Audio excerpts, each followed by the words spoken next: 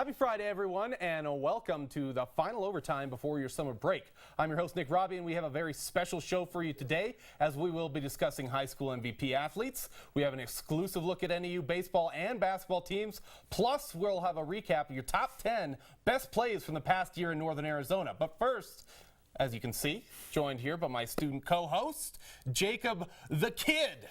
Jacob the Kid Larson. Thanks for joining us here today, Jacob. How you doing? Great. I'm doing great. Your first time on the desk. How you feeling? I'm good. I'm excited. Now, you're a freshman, so we're calling you the Kid, but after the show here, we may be able to call you Jacob the Man. Hopefully I can earn some respect around here. All right, let's get to it. Let's do it. You know how we do it here? Yeah. Start off with some questions. All right, question number one. Starting things off, who would you say is your high school baseball MVP? Jacob, why don't you start it off? Well, with all the success of all three schools here in Flagstaff, it's hard to choose a single player, but I'm going to have to go with Mike Pappas on the Flagstaff Eagles. Pappas is currently batting .395 and has an on-base percentage of .462. And the good stats don't stop there. He currently has 22 RBIs and just 26 games played. Pappas has been on fire lately, leading the Eagles to a 21-5 overall record. And his efforts have led the way for the Eagles this season, and he is a big reason why the Eagles have been so successful. No doubt. Eagles have been flying high this season all year long, along with Pappas. Fellow senior Kyle Wilson has been fantastic. And taking a look over at Coconino, the Chapin twins, once again, Brant and Brian, have been double trouble once again for opponents as the Panthers have kept pace with the Eagles all season long. But for my pick, I'm going to go with Northland Prep senior Keegan Martin Jocko. He's led the Spartans to a 17-9 record in Division IV, Section 4. The team leader in innings pitched, wins, and strikeouts to go with a 1.87 ERA. He also boasts a ridiculous .537 batting average. So more than half the time, he's going to get a hit for the Spartans. Now, the Spartans, they do play in that lower division, but those stats represent a dominant season. I don't care who you're playing with. So Martin Jocko, he's my pick, but a great year for all those players. Very impressive. Absolutely. Moving on, question number two, on to the softball. Who would you say is your high school softball MVP?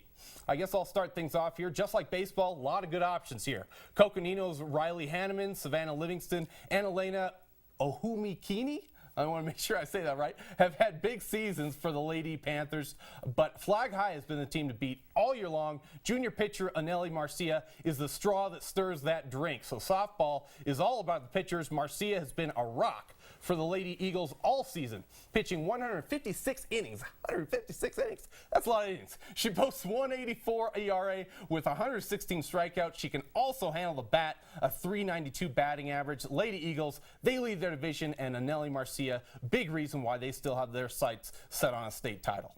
Well, that's a great choice, Nick, but I'm going to have to go with Riley Hanneman from Coconino. Hanneman is currently batting .222, but she really shines when she's on the pitcher's mound. She has an overall ERA of 3.28 and has 114 strikeouts this season.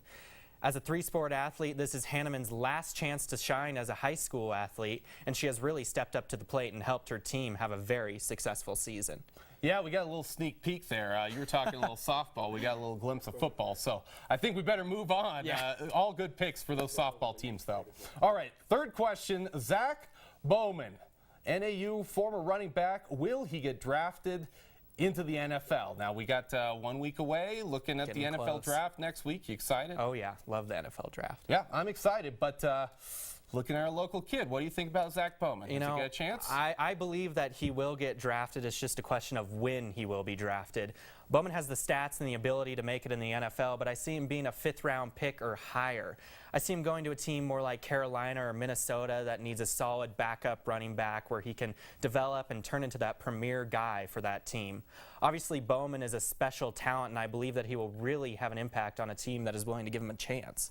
Yeah, I agree. He's a special athlete, and he deserves a shot in the NFL, no doubt. But I'm going to play a little devil's advocate here. I'm a little more practical about this, seen a lot of players come through NAU. So I'm going to ask the question, what if he's not chosen the upcoming NFL draft?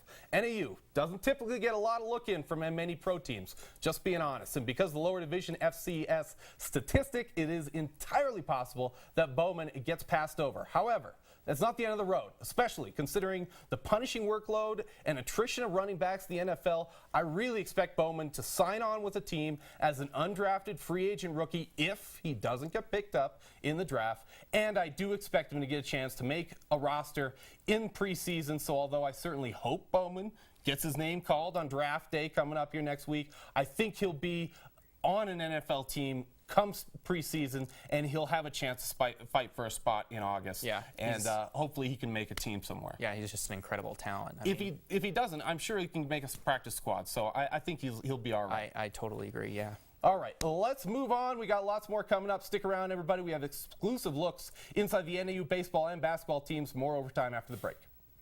I've tried all kinds of TV services. The phone company wasn't cutting it, so I cut down. Spotty satellite? Nah, that dish wasn't appetizing. But the all-new Suddenlink? It comes with free HD and a picture so sharp it makes real life look lame. Now I have up to 300 channel choices, earloads of digital music, 10,000 on-demand titles, and new TiVo Stream that turns my tablet into a TV and lets my DVR take road trips. I've seen the future of TV, and the future is easy. You going out like that? Yeah, why? Well, what would the neighbors think? I see you! Come look at Mr. Feather! Look what I have. Mr. Bird, remember? Bark, bark, bark! We're just playing! We're just playing on trying to get you out of here!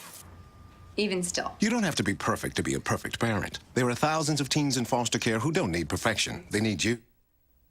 All right, welcome back to the Overtime, everyone. Although the NAU baseball season is finished, their success in the field this year will be remembered for seasons to come. Sports reporter Alex Lucero went out to the Jacks practice to find out more. The NAU baseball team had an excellent season this year, so good that senior Mike Britton thinks it's the best squad this school has had. This season, it's probably the best team we've ever put together. We've won more games than we ever have, but we lose the close ones sometimes. So if we figure out a way to win the close games, we win big ones easily. We'll win 12-6 every weekend, but we lose the 3-2. So I think pitching, everything came together as a whole. We kept the games close. It's been our best season so far. Senior captain Austin Doherty is proud about building the team from scratch.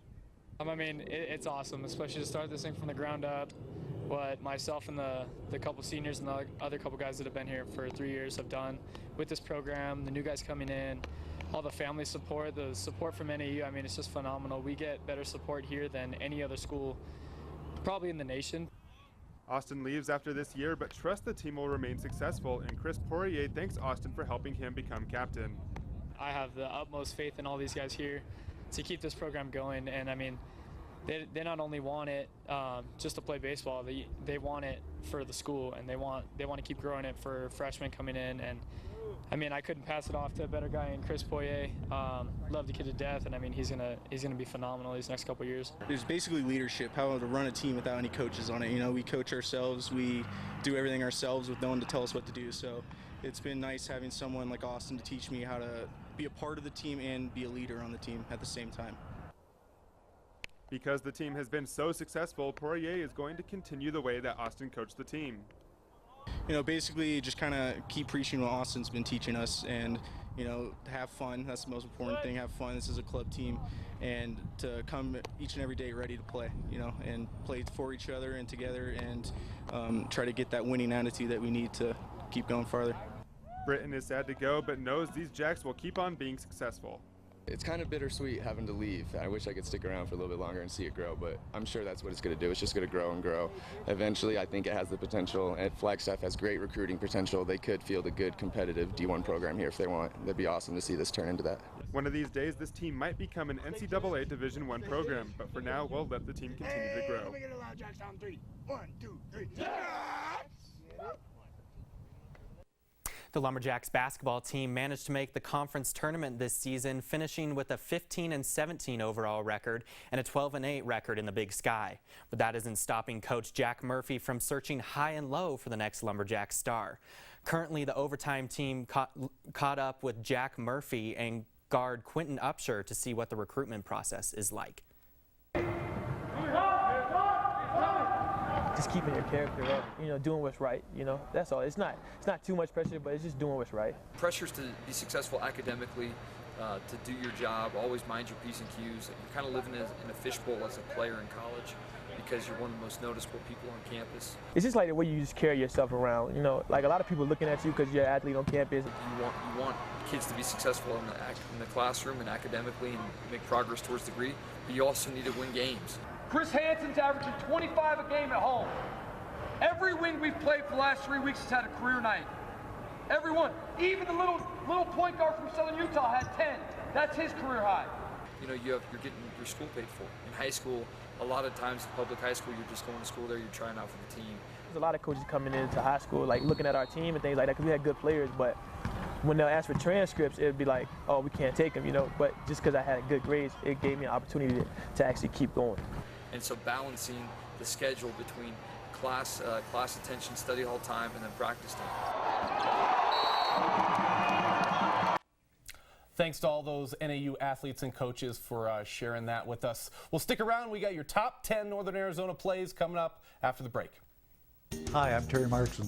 As seasons change, so does the inventory at Terry Markson Chevrolet Cadillac. But before we make room for the 2014 Cadillacs, we've still got a huge selection of brand new 2013s to choose from. Models like the powerful CTS, the ATS voted 2013 Car of the Year, the popular SRX crossover, and Cadillac's crown jewel, the Escalade. You can always count on our same relaxed, no pressure environment. Terry Markson Chevrolet Cadillac, real hometown value.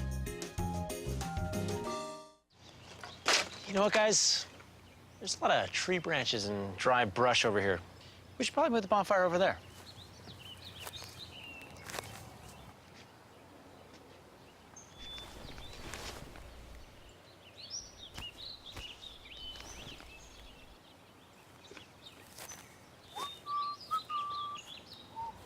I'm guessing Smokey liked that idea.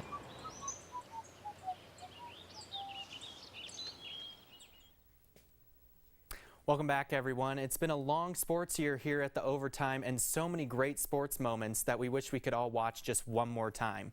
Well, sports reporter Kaylee Emery has this year's top 10 plays. It's been a long year of sports here in Flagstaff, and as it comes to another end, what better way to spend it than watching players on all teams around Flagstaff show off their skills. It's time for your Overtime Top 10. Number 10, we're going to bring you to Flagstaff versus Cactus Shadows, where Mike Pappas smacks this to far left field for a go-ahead 3-run homer. Time for some NPA versus Ash Fork softball, where Megan Netherton cracks this ball to left out of the field for a home run. Going back to Flag versus Coca volleyball, as Randy Powers is living up to her name against the Panthers. We've got Flagstaff versus Mojave football in the Sky Dome as Dylan Matthews breaks through from the Thunderbirds for the touchdown.